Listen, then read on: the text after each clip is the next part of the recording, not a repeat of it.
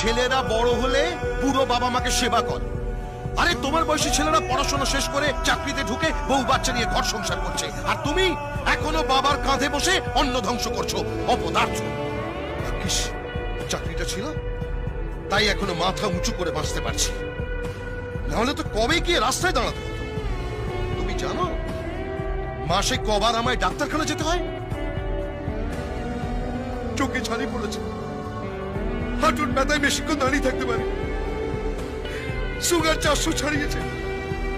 আর কি, মরে গেলে মুখে আগুনটা অন্তত দিও। তোমার মতো ছেলের কাছ থেকে এর বেশি আর কি আশা করা যায়?